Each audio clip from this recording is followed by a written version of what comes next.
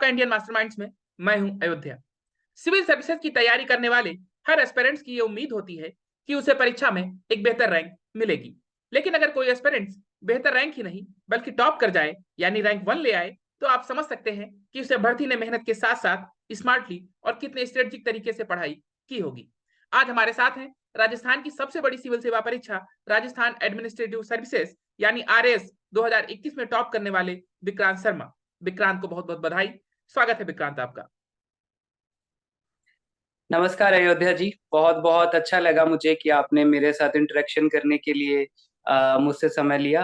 और बेहद खुशी की बात है कि मैंने राजस्थान प्रशासनिक सेवा में प्रथम स्थान प्राप्त किया, और इस उपलब्धि के लिए मैं खुद को बहुत ही गौरवान्वित अनुभव करता हूं।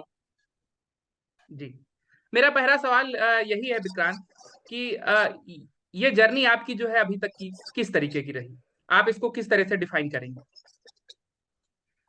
ये जो मेरा सफर रहा है ये काफी लंबा कह सकता हूं मैं, क्योंकि लगभग सितंबर 2017 में मैंने पहली बार टाटा स्टील से जॉब क्विट किया था, और उसके बाद मैंने डिसीजन लिया था कि मुझे प्रशासनिक सेवाओं की तैयारी करनी है। मैंने यूपीएससी के 2 अटेम्प्ट्स दिए, उसके बाद आरएएस का 2018 वाला अटेम्प्ट दिया। उसमें भी मुझे फाइनल सफलता नहीं मिल पाई। तो ये काफी लंबा सफर रहा मेरा, काफी उतार चढ़ाव मैंने देखे, और फाइनली अब इस प्रयास में मुझे सफलता प्राप्त हुई। विक्रांत, हम आपकी इस जर्नी पर अभी आगे और चर्चा करेंगे, लेकिन उससे पहले हम अपने दर्शकों को आपके जीवन के उस हिस्से की तरफ ले जाना चाहते हैं जिसने शायद एक मोड़ पे आपको बहुत ज्यादा परेशान किया। और उस घटना का जिक्र करना यहाँ पर इसलिए भी बहुत जरूरी है क्योंकि हम सभी लोगों के जीवन में कई बार ऐसे अनुभव होते हैं जिनसे लगता है कि शायद अब जीवन में बहुत कुछ जो है खत्म हो चुका है, लेकिन हम लोग कैसे वहां से निकल कर आते हैं, वही जीवन का असली संघर्ष है। आपने इंजीनियरिंग के बाद नौकरी ज्वाइन की और उसके बाद में कुछ दिनों तक नौकरी करने के बाद में आपने सिविल सर्विसेज की प्रिपरेशन करने के लिए वो नौकरी छोड़ दी। लेकिन जैसे ही नौकरी छोड़ी, आपके पिताजी की डेथ हो गई और उस घटना ने शायद आपको अंदर तक हिला कर रख दिया था। क्या कहेंगे आप उस घटना पर और किस तरीके से आप उस घटना से निकल कर आए? किस तरीके से आपको लोगों का जो है किस तरीके से आपको लोगों का साथ मिला? जी। अयोध्या जी, जैसे 2017 में सितंबर में मैंने डिसीजन लिया था यूपीएससी की प्रिपरेशन करने का, तब मेरे पिताजी थे और उन्होंने मुझे पूरा साथ दिया था मेरे इस डिसीजन में। लेकिन उसके बाद जब 2019 में मैं यूपीएससी का प्रीलिम्स भी दे रहा था, और साथ ही साथ आरएएस 2018 का मेंस का एग्जाम भी दे रहा था। और 14 जुलाई 2019 को मुझे ध्यान है, जब मैंने यूपीएससी प्रीलिम्स क्वालिफाई कर लिया था, तो मेरे पापा बहुत खुश थे उस दिन। लेकिन ईश्वर को कुछ और ही मंजूर था, और जुलाई में ही मेरे पिताजी की डेथ हो गई। तो जो मेंस वाला एग्जाम था 2019 वाला, यूपीएससी वाला, तो वो मैं उस समय क्योंकि काफी परिस्थितियां मेरे अनुकूल नहीं रह पाई, तो मैं टैकल नहीं कर पाया। तो लेकिन फिर मुझे लगा कि अब स्थितियां थोड़ी बदल गई हैं, तो यूपीएससी के बजाय अगर आरएएस को फोकस किया जाए तो इसमें मैं बेहतर कर पाऊंगा, और संभावनाएं भी इसमें अधिक है। तो उस समय मैंने अपना डिसीजन थोड़ा सा बदला कि मुझे यूपीएससी की बजाय अगर आरएएस को मैं फोकस करता हूं तो मेरे लिए बेहतर रहेगा। जी, जी। मैंने कहीं पढ़ा कि आपकी जो है उस समय आप जब ये इंसिडेंट हुआ, आपके फादर नहीं रहे, तो आप अचानक से आप जो है बहुत काफ़ी ज़्यादा निराश हो गए, परेशान हो गए, लेकिन आपके परिवार और आपकी माँ ने आपको वो जो है उससे उभरने में काफ़ी मदद की। जी बिल्कुल। काफी निराशा का समय था वो, और मुझे लगता है कि मेरे कुछ फ्रेंड्स जो थे मेरे, और मेरी खासकर मेरी माता जी जो है, मैं कहना चाहूंगा कि मेरी माता जी में इतना ज्यादा आशावाद है ना कि मैं उसकी तुलना नहीं कर सकता। उन्होंने मुझे हर जी, समय प्रेरित किया कि कठिन से कठिन परिस्थितियों में भी आगे बढ़ने के लिए मुझे साहस दिया। तो वो एक शक्ति मेरे साथ हमेशा रही है। जी, जी। अ, और आपने तैयारी यूपीएससी और आरएस की आपने एक साथ जो है जो है आपने शुरू की थी। आप पहले आपने यूपीएससी की तैयारी शुरू की और बाद में आपने आरएस की तरफ जो है मतलब आप आए। तो काफी मुश्किल रहता है जब आप स्टेट सिविल और यूपीएससी दोनों की प्रिपरेशन आपकी एक साथ चल रही हो। किस तरीके से आपने इसको टैकल किया? क्या क्या आपका मोटिव रहता था? किस तरीके से आप इसको देखते? जी। हाँ, क्योंकि हम देखते हैं कि यूपीएससी और आरएएस का सिलेबस काफी अंतर भी है इसमें। तो काफी डिफिकल्ट रहता है इसमें। लेकिन ये है कि मेरा जो पहले निर्णय था वो यूपीएससी के लिए था, तो मैं केवल यूपीएससी के लिए प्रिपेयर कर रहा था। आरएएस की वैकेंसी आ गई तो मैंने सोचा कि ये एग्जाम भी दे देते हैं। तो प्रीलिम्स मेरा निकल गया, तो बाद में मैंने मेंस की प्रिपरेशन करनी स्टार्ट कर दी। लेकिन बात ये है कि जो आरएएस के लिए मैंने फोकस्ड स्टडी की वो 2019 के बाद में ही की। उस समय फिर मैंने यूपीएससी को एक बार साइडलाइन कर दिया कि एक बार यूपीएससी को मैं उतना फोकस नहीं कर पाऊंगा, तो फिर मैंने आरएएस पर ही ध्यान दिया। जी। तो आपने जो आरएस 2018 वाला जो एग्जाम दिया था, उसके बाद आपकी कहीं पे पोस्टिंग हुई थी, आप शायद कहीं पे जॉब कर रहे थे? नहीं, क्योंकि उसमें मेरी जो रैंक थी 688 रैंक थी, और उस समय पर जो लास्ट पोस्टिंग थी, जहां तक मुझे ध्यान आ रहा है, 604 रैंक पे लास्ट पोस्टिंग हुई थी उस समय। अच्छा, जी। अच्छा। जी, तो आपने आरएस की प्रिपरेशन किस तरीके से की? मतलब आपका क्या शेड्यूल रहता था? किस तरीके से आप 2018 में आपका जो है क्वालीफाई नहीं हुआ, फिर 2021 में आपने सीधे टॉप कर दिया।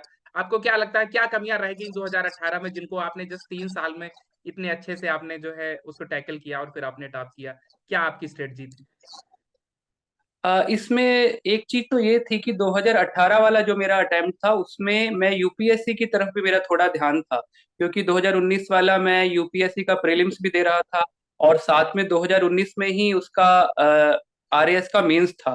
तो उतना एक तरफ फोकस नहीं था मेरा, एक तो ये चीज। दूसरी चीज ये थी कि 2018 वाले आरएएस के अटेम्प्ट में जो भी मैंने एग्जाम लिखा था वो मैंने डायरेक्ट जाके मेंस ही लिखा था, उससे पहले मैंने कोई आंसर राइटिंग की प्रैक्टिस नहीं की थी। तो इस वाले अटेम्प्ट में मैंने ये दो चीजों को, एक तो मैंने फोकस स्टडी की आरएएस के लिए ही, दूसरा मैंने ये किया कि बहुत सारे टेस्ट पेपर्स लिखे। और टेस्ट पेपर्स लिखने से मुझे नए नए तरीके पता लगे, जिससे कि जो प्रेजेंटेशन है वो बेहतर तरीके से की जा सकती है। अच्छा। जी, जी, जी। तो आप जो आरएस की जो लोग मतलब आरएस की प्रिपरेशन अभी कर रहे हैं, उनसे आप जो है आपकी आपके क्या सजेशंस रहेंगे कि वो किस तरीके से तैयारी करें अगर उन्हें इस एग्जाम को क्वालिफाई करना है तो? जो आप सिर्फ मतलब प्रिपरेशन में अगर जो आप कोई अगर आप उनको टिप्स अगर जो मतलब जो भी देना चाहें, तो उनको आप किस तरीके से डिफाइन करेंगे? प्रिपरेशन के लिए टिप्स तो यही है कि पहले तो सिलेबस को कवर करें। उसके साथ ही साथ सिलेबस को पूरा कवर करने से पहले ही आंसर राइटिंग जरूर करें। साथ ही साथ कुछ कुछ छोटे छोटे क्वेश्चन, प्रीवियस ईयर के क्वेश्चंस जो हैं उनको लिखने का अभ्यास करें। और टॉपर्स की जैसे, या फिर जो अच्छे रैंकर्स स्टूडेंट हैं उनकी जो प्रीवियस ईयर की कॉपीज हैं वो देखें, ताकि हमें थोड़ा आइडिया लगे कि कैसे क्वेश्चंस लिखा जाता है, कैसे उसमें प्रेजेंटेशन की जाती है। दूसरी बात यह है कि प्रिपरेशन से इतर भी मैं मानता हूँ कि हमें अच्छी चीजें पढ़नी चाहिए। खासकर जो लिटरेचर है वो थोड़ा बहुत हमें पढ़ना चाहिए, ताकि हमारी जो कह सकते हैं कि दृष्टि एक तरह से व्यापक हो सके। जी। जी, जी, जी। तो जो है मतलब आपकी जो ये रैंक है वो रैंक 1 है। तो इसका मतलब है कि आपका इंटरव्यू भी काफ़ी बेहतरीन रहा होगा क्योंकि सिर्फ़ रिटन मार्क्स के दम पर इतनी अच्छी रैंक नहीं आ सकती है। तो इंटरव्यू आपका किस तरीके से रहा था? किस तरीके से आपके सवाल पूछे गए थे? अगर कुछ इंटरेस्टिंग सवाल जो आप बताना चाहें? वैसे अयोध्या जी, मैं आपको बताना चाहूंगा कि मेरा जो रैंक 1 आया है ये रिटर्न के बेसिस पे ही ज्यादा आया है, कि मेरे रिटर्न में काफी अच्छे मार्क्स थे। लेकिन जहां तक इंटरव्यू की बात है तो इंटरव्यू मेरा बेसिक ही रहा था, जैसे जनरल होता है सबका, कि मैंने मैकेनिकल इंजीनियरिंग की थी तो उससे रिलेटेड क्वेश्चंस थे। और भी जनरल क्वेश्चंस थे, कोई ऐसा खास कोई इसमें क्वेश्चन ऐसा नहीं था। कुछ सवाल अगर आप जी। बताना चाहें कि जो आपसे सवाल पूछे गए हों अगर आपको याद हो तो? जैसे मैकेनिकल इंजीनियरिंग से पूछे गए थे सवाल कि वर्ल्ड में सबसे पुरानी ब्रांच कौन सी इंजीनियरिंग की, तो मैकेनिकल इंजीनियरिंग है। और ऐसे ही कुछ जनरल क्वेश्चंस थे राजस्थान से रिलेटेड, कुछ फैक्चुअल क्वेश्चंस। तो जनरल क्वेश्चन थे, उसमें कुछ ऐसा एक्स्ट्रा ऑर्डिनरी कोई क्वेश्चन नहीं था। जी, जी। और आपका एजुकेशनल बैकग्राउंड क्या है? आप कहाँ से बिलॉन्ग करते हैं? आपका ओवरऑल बैकग्राउंड अगर कहें तो क्या है? जी। हाँ जी, मैं राजस्थान में श्रीगंगानगर, सबसे उत्तरी जिला है राजस्थान का, वहाँ पे एक टाउन है पदमपुर, वहाँ से मैं बिलोंग करता हूँ। और मेरी ट्वेल्थ तक की जो शिक्षा हुई है ये पदमपुर में ही हुई है। और ट्वेल्थ में भी मैंने राजस्थान में साइंस स्ट्रीम में फर्स्ट रैंक प्राप्त किया था 2012 में। और उसके बाद मैंने बिट्स पिलानी से मैकेनिकल इंजीनियरिंग में ग्रेजुएशन की। जी, जी। ये मेरा शैक्षणिक बैकग्राउंड रहा है। जी। और आपके पिताजी और जो है आपके मतलब आप कितने भाई-बहन हैं? आपके पिताजी की तो काफ़ी पहले जो है जी मृत्यु हो चुकी है, लेकिन जो है आपकी माता शायद जी जो है अभी हाउसवाइफ है जी या कुछ काम वो भी कुछ जी जो है जॉब वगैरह करते हैं? जी। जी, मेरे पिताजी थे जो वो उनकी फोटोस्टेट की शॉप थी। और अच्छा। जो मेरी माता जी है वो रिटायर्ड टीचर है। जी। पहले टीचर थी, अब रिटायर हो गई 2020 में। और अच्छा। मेरी एक सिस्टर है, वो अभी थर्ड ग्रेड टीचर है। जी। वो मैरिड है, जी। उनकी शादी हो गई है सिस्टर की। अच्छा। जी, जी। तो आपने यूपीएससी के भी कुछ अटेम्प्ट्स दिए और उसमें आपका जो है नहीं हुआ। तो आप अभी फ्यूचर में यूपीएससी अटेम्प्ट और देना चाहेंगे? और क्या ऐसी गलतियाँ आपको जो है लगती हैं, जो आपने शायद की अभी आपने एनालाइज़ किया होगा उसको, आपको कुछ हद तक आइडिया रहा होगा, तो जो है जिन गलतियों की वजह से आपको लगता है कि नहीं हो पाया और उनको सुधार के आप आगे और बेहतर यूपीएससी में करेंगे? जी। यूपीएससी के बारे में अभी तो मैंने डिसीजन नहीं लिया है, लेकिन अगर आगे, क्योंकि समय है अभी मेरे पास यूपीएससी का, मैं कर सकता हूँ। तो अगर कब जब भी मुझे लगेगा तो मैं उसकी तरफ भी प्रयास करूंगा। और जहाँ तक कमियों की बात है, तो मुझे लगता है कि जो मेंस वाला एग्जाम है उसी पे ही मुझे थोड़ा सा और वर्क करने की ज़रूरत है। आंसर राइटिंग जो है उस पे थोड़ा सा और ज़्यादा बेहतर कार्य करने की ज़रूरत है। जी। अच्छा, क्या आप सोशल मीडिया पे भी थे? सोशल मीडिया पे आप जो है रेगुलर रहते थे या आपने प्रिपरेशन के दौरान बिल्कुल पूरी दूरी बना ली थी उससे? नहीं, रेगुलरली तो नहीं, लेकिन मैं बीच-बीच में सोशल मीडिया पे रहता था। लेकिन जी। बीच-बीच में कुछ इंटरवल्स में मैं चला जाता था कि कम यूज़ करता था सोशल मीडिया। तो आप एडवाइस करते हैं कि सोशल मीडिया जो लोग तैयारी कर रहे हैं, वो कम से कम इस्तेमाल करें? हाँ, मतलब एक्चुअली जब जैसे मेंस का डेट आ जाए तो उस टाइम तो कम से कम 2-3 महीने के लिए तो कम यूज़ करें तो बेहतर रहेगा। जी। आपने क्या कहीं पे कोचिंग जॉइन की थी तैयारी के लिए या आपने सारी तैयारी खुद से की और उसमें सोशल मीडिया का भी कुछ जो है रोल रहा? जी। मैंने जो अपनी तैयारी की वो, क्योंकि काफ़ी लंबा सफ़र है 5-6 साल का, तो मैंने शुरू में पहले अटेम्प्ट में सेल्फ स्टडी की थी फुल। उसमें मैंने किसी प्रकार का कहीं से गाइडेंस नहीं लिया था। दूसरे अटेम्प्ट में मैंने उत्कर्ष क्लासेस का एमसीक्यू वाला जो कोर्स है प्रीलिम्स के लिए, वो लिया था। एक सम्यक का ऑनलाइन कोर्स आता है, वो लिया था मैंने। और एक भाटिया आश्रम में मैंने, क्योंकि जब प्रीलिम्स मेरा हो गया था उसके बाद सूरतगढ़ जो है वहाँ हमारे पदमपुर से काफी करीब पड़ता है। तो जी। 4 महीने के लिए मैं वहाँ भाटिया आश्रम में रहा था, और वहाँ पे मैंने टेस्ट सीरीज ऑफलाइन लिखे थे, और वहीं पे ही मैंने उनकी क्लासेस भी अटेंड किए। जी। जी। और आपने अभी हाल ही में आपने मैंने देखा कि आपने हाल ही में जो है एक यूट्यूब चैनल शुरू किया है जो भी जो मतलब इसके एस्पिरेंट्स हैं आरएस के उनके लिए और एक टेलीग्राम चैनल भी आपने शुरू किया है। तो इसके पीछे आपका जो है क्या आइडिया था कि इसको शुरू करने से लोगों को मदद मिलेगी? क्या क्या सोचकर आपने इसे शुरू किया और अभी तक का जो रिस्पॉन्स है वो आपको लगता है वो आपको क्या लगता है किस तरह का है? ये मैंने मुझे काफ़ी लोगों ने एडवाइस किया कि आपको जो भी आपके रिसोर्सेज है या जैसे भी आपने स्टडी की और जो जो आपने आंसर राइटिंग में इनोवेशन किए, तो उनको लोगों को बताना चाहिए ताकि और भी स्टूडेंट इससे बेनिफिट ले सकें। तो इसी उद्देश्य को मैंने दिमाग में रख के ये यूट्यूब चैनल और टेलीग्राम चैनल बनाया। और अभी तक का रिस्पॉन्स यही है कि जो सीरियस स्टूडेंट्स हैं वो इससे जुड़ रहे हैं। हालांकि अभी अधिक मात्रा में नहीं जुड़े हैं, लेकिन धीरे धीरे, जहाँ जब धीरे धीरे पहुंच रहे हैं ये आगे स्टूडेंट्स तक, तो उसके साथ जुड़ रहे हैं। और जो तैयारी करने वाले जो एस्पिरेंट्स हैं, चाहे वो यूपीएससी की कर रहे हों, चाहे वो आरएस की कर रहे हों, चूँकि आपने एक इतना बड़ा एग्ज़ाम निकाला है और आपको डिप्टी कलेक्टर का पद मिलने जा रहा है, तो आप काफ़ी बेहतर बता सकते हैं, आप काफ़ी बेहतर गाइड कर सकते हैं। उन सभी तैयारी करने वालों के लिए आपका क्या मैसेज रहेगा? आप उनको क्या मैसेज देना चाहेंगे ओवरऑल तैयारी को लेकर और जीवन में एक नज़रिए को लेकर, दोनों को लेकर आप जो है उनसे क्या कहना चाहेंगे? मैं मानता हूं कि जीवन को अगर हम देखें, चाहे ये यूपीएससी आरएस की तैयारी को देखें, तो इसमें जो पेशेंस है वही सबसे इम्पोर्टेंट चीज है।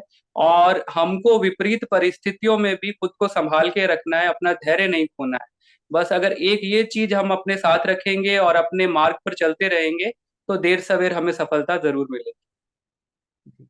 और अब आप जो है नौकरी अभी कुछ दिनों बाद जॉइन करेंगे, 6 अभी तो शायद मेडिकल चलेगा, उसके कुछ दिन बाद आप नौकरी जॉइन करेंगे। आप डिप्टी कलेक्टर बनेंगे, एसडीएम बनेंगे। आपने कुछ सोच रखा होगा, आपके कुछ ऐम होंगे कि हम नौकरी में जाने के बाद, इतनी बड़ी नौकरी में जाने के बाद हम ये चीज़ें करेंगे। एक यूपीएससी में आपने बताया ही कि वो आप यूपीएससी का एग्ज़ाम अभी आपका बचा हुआ है, वो शायद आप बाद में देंगे। तो अभी नौकरी में जाने के बाद आपका इमीडिएट फ्यूचर एम क्या रहेगा? आप किस तरीके से नौकरी में काम करना चाहेंगे? क्या आपने कुछ सोचा है जो आपका सोचता है कि जाते ही मैं इम्प्लीमेंट करूंगा? उसको लेकर आप क्या कहें? जॉब का तो मुझे लगता है कि जो भी मेरे ऑफिशियल ड्यूटी रहेंगी तो उसको पूरा करूंगा मैं। लेकिन साथ में मुझे लगता है कि जो एक कैरियर काउंसलिंग वाली चीज है, तो वो मेरे क्षेत्र में अगर विशेषज्ञों को बुलाकर, क्योंकि मुझे लगता है जो हर स्टूडेंट होता है उसमें एक यूनिक एबिलिटी होती है और उसको पहचानने की जरूरत है। तो उसके लिए अगर मैं कुछ कार्य कर पाऊँ कुछ विशेषज्ञों को बुलाकर अपने क्षेत्र में, तो वो मैं जरूर करना चाहूँ।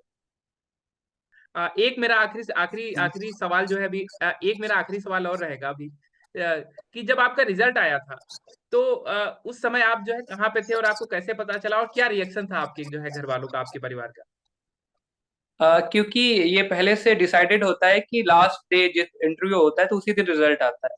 तो हम लोग रात को वेट कर रहे थे रिजल्ट आने का, तो मैंने सोचा कि 11 बज रहे हैं तो अब तो शायद नहीं आएगा रिजल्ट, या लेट आएगा या मॉर्निंग में आएगा। तो मैं 11 बजे सोने की तैयारी कर रहा था, इतने में मेरी सिस्टर आए हुए थे कि वो, क्योंकि रिजल्ट का पता था आने वाला है, उन्होंने कहा कि मुझे लग रहा है रिजल्ट आ गया विक्रांत, देखना एक बार, मुझे तो पता नहीं चल रहा।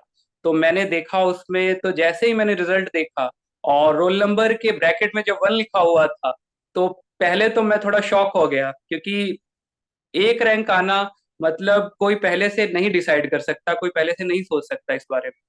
तो जब मैंने 1 देखा उसके बाद फिर मैंने रोल नंबर अपना मैच किया, तो फिर मुझे लगा कि हाँ ये वास्तव में फर्स्ट रैंक मेरा ही है। तो उस समय जो खुशी हुई, उस समय का तो जो पल है, वो उसको हम डिस्क्राइब नहीं कर सकते हैं। क्या आपने एक्सपेक्ट किया था कि मतलब आपने टॉप 10 में भी एक्सपेक्ट किया था अपने आप को, या जो आपको लगता था कि नहीं मैं कि मेरी रैंक अच्छी आएगी लेकिन क्या होगी ये नहीं पता? जी बिल्कुल, ये एग्जाम ऐसा है कि इसमें हम नहीं कर सकते एक्सपेक्ट कि हम टॉप 10 में आएंगे, तो ये सब चीजें नहीं कर सकते। लेकिन हाँ, हमने हमको ये पता रहता है कि हमने एक गुड अटेम्प्ट दिया है, तो हमारी एक अच्छी रैंक आ सकती है। तो वो चीज मेरे साथ थी। Okay Vikrant, thank you so much, आपने इतना सारा टाइम दिया और आपने जो भी बातें की, मुझे लगता है कि जो भी आरएस के एस्पिरेंट्स हैं, जो लोग भी तैयारी कर रहे हैं, उनके लिए ये काफी मददगार रहेंगी और उनको आगे तैयारी करने में ये काफी हेल्प करेंगी। Thank you so much for your time. Thank you Ayodhya ji.